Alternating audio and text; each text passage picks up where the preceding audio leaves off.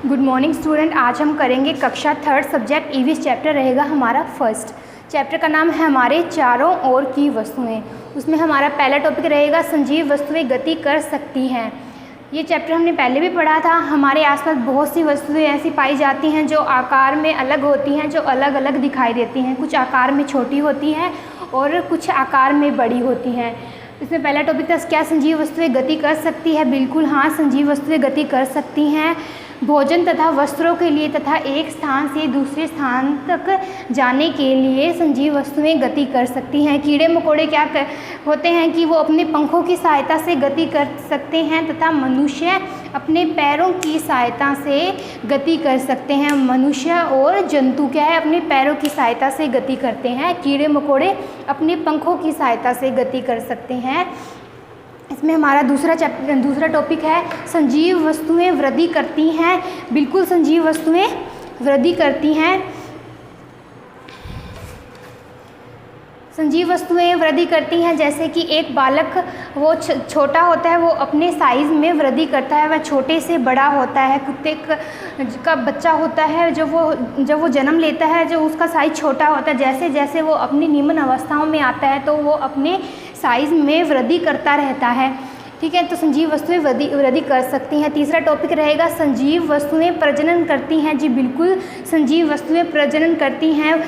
वो प्रजनन कैसे? संजीव वस्तुएं अपने वंश की वृद्धि के लिए तो उनमें एक विशिष्ट प्रकार का गुण पाया जाता है जिसे कि क्या कहते हैं, प्रजनन करना कहते हैं। वे अपने वंश को आगे बढ़ाने के लिए प्रजनन करती हैं। कुछ जो गाय, भैंस, भेड़, बकरी वो बच्चा देती हैं तथा वो बच्चे को जन्म देती हैं, उसके द्वारा वो प्रजनन करती हैं। कीड़े मकोड़े, मछली, मेंढक, सांप वो क्या करते हैं, अंडे देते हैं तथा कुछ समय बाद अंडों से बच्चे बाहर निकलते हैं, तो वो इस प्रकार प्रजनन करती हैं। तीसरा टॉपिक रहेगा संजीव वस्तुएं सांस लेती हैं। जी हाँ, बिल्कुल संजीव वस्तुएं सांस लेती हैं श्वसन के लिए। जैसे मछली अपने गलफड़ों के द्वारा सांस लेती है। मनुष्य क्या है, वो अपने फेफड़ों की सहायता से सांस लेते हैं।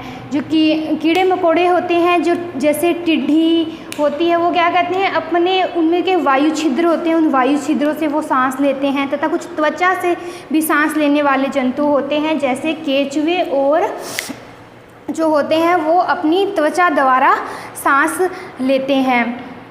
अब हमारा टॉपिक रहेगा पांचवा, संजीव वस्तुओं को भोजन तथा जल की आवश्यकता होती है। बिल्कुल होती है, संजीव वस्तुओं को भोजन की आवश्यकता होती है। वे अपने भोजन में कैल्शियम, प्रोटीन ये सब को सम्मिलित करते हैं, उन्हें भोजन की आवश्यकता होती है। मनुष्य भोजन लेता है तथा भोजन से ही वो जीवित रहता है। और जो कुत्ते, बिल्ली, गाय, भेड़ ये होती हैं, उन्हें भी भोजन की आवश्यकता होती है, वे भी भोजन करती हैं।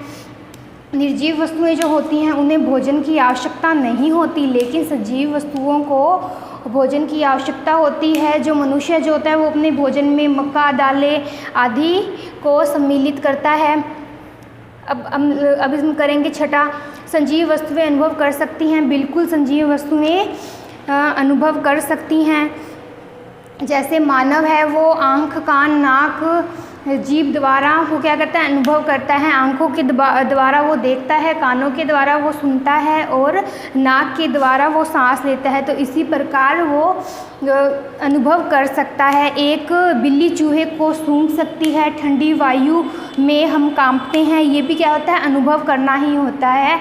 पौधे जैसे छुई मुई छूने पर सदैव ही प्रक्रिया देती है। जैसे ही हम छुई मुई को छूते हैं उसके पत्ते हिलने लगते हैं, वो अपने आप प्रक्रिया करना शुरू कर देती है। जैसे हम छुई मुई के पौधे को स्पर्श करते हैं, वो पौधा या वो फूल जो होता है वो अपने आप बंद हो जाता है, तो वो उस प्रकार वो अनुभव करती है। ये तो हुआ हमारा टॉपिक, पहले भी समझाया हुआ था, दोबारा आपका टॉपिक लर्न हो गया। अब हम करेंगे क्वेश्चन आंसर।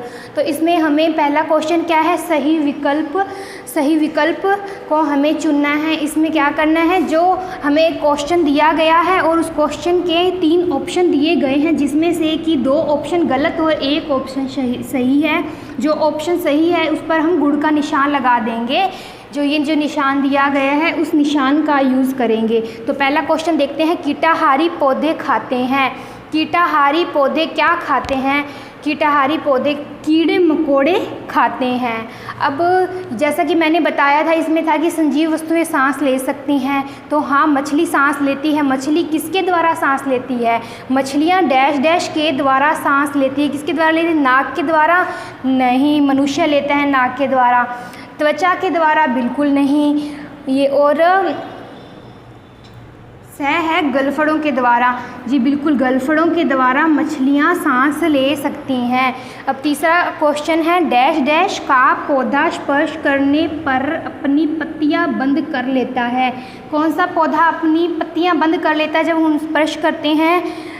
तो उसमें है छुई मुई का पौधा। छुई मुई का पौधा जैसे ही हम उसे छूने की कोशिश करते हैं या उसे स्पर्श करते हैं, वह अपनी पत्तियों को बंद कर लेता है। नंबर 4, सांप डैश डैश के द्वारा प्रजनन करते हैं। सांप, मछलियाँ, कीड़े मेंढक ये कैसे प्रजनन करते हैं? ये अंडों के द्वारा प्रजनन करते हैं। तो 5वां है, संजीव वस्तुओं डैश डैश के द्वारा अनुभव करती हैं। संजीव वस्तुएं जो होती हैं किसके द्वारा अनुभव करती हैं? वे अपने ज्ञानेंद्रियों द्वारा अनुभव करती हैं। तो हमने यहाँ लगाया करेक्ट का निशान। दोबारा देख लेते हैं क्वेश्चन। पहला क्वेश्चन था कीटाहारी पौधे खाते हैं। क्या खाते हैं? कीड़े मकोड़ों को खाते हैं कीटाहारी पौधे। दूसरा था मछलियाँ डैश डैश के द्वारा सांस लेती है। मछलियाँ गलफड़ों के द्वारा सांस लेती हैं। तीसरा था डैश डैश का पौधा स्पर्श करने पर अपनी पत्तियां बंद कर लेता है। कौन सा पौधा? छुई मुई का पौधा क्या करता है? स्पर्श करने पर अपनी पत्तियां बंद कर लेता है।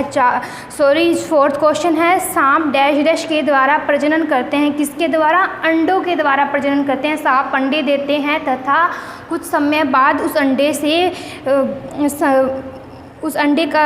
सांप का बच्चा जो है वो निकल के बाहर आता है। 5वां है, संजीव वस्तुएं डैश डैश के द्वारा अनुभव करती हैं। संजीव वस्तुएं जो होती हैं वो ज्ञानेंद्रियों के द्वारा अनुभव करती है। पेट के द्वारा नहीं कर सकती, बालों के द्वारा अनुभव नहीं किया जा सकता, वो ज्ञानेंद्रियों द्वारा अनुभव करती हैं। अब है रिक्त स्थानों की पूर्ति कीजिए। गैर रिक्त स्थानों की पूर्ति कीजिए। इसमें हम पहला क्वेश्चन रहेगा, हमें क्वेश्चन दिया हुआ है और उसमें उसके आंसर के लिए हमें जगह छोड़ी गई है तथा हमें उस जगह पर जो हमारा उत्तर रहेगा, जो आंसर रहेगा, उसे हमें लिख देना है। तो क्या करेंगे? पौधे तथा जंतु वस्तुएं कहलाती हैं। पौधे तथा जंतु कौन सी वस्तुएं कहलाती हैं? क्योंकि वो सांस लेती हैं तथा वो अनुभव भी करती हैं, तो उसे क्या कहेंगे? संजीव वस्तुएं कहलाती हैं। पौधे तथा जंतु क्या है? संजीव वस्तुएं कहलाती हैं। सेकंड, ज़्यादातर पौधे प्रकाश जल द्वारा वृद्धि करता है। ज़्यादातर पौधे क्या करते हैं? प्रकाश जल द्वारा वृद्धि करता है। थर्ड क्वेश्चन रहेगा, पौधे डैश डैश रंध्र द्वारा सांस लेते हैं।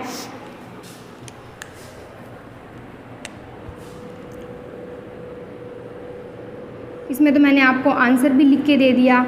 पौधे क्या हैं? रंध्र द्वारा सांस लेते हैं।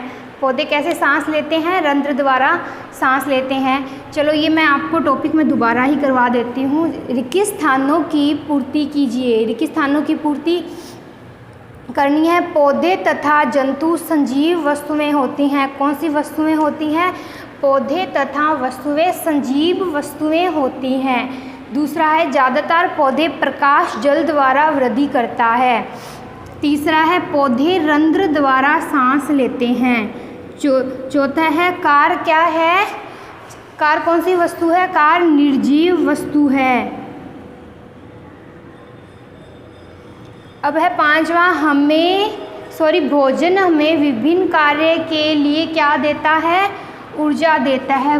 भोजन हमें विभिन्न कार्य के लिए ऊर्जा देता है। क्या था? पौधे तथा जंतु संजीव वस्तु हैं।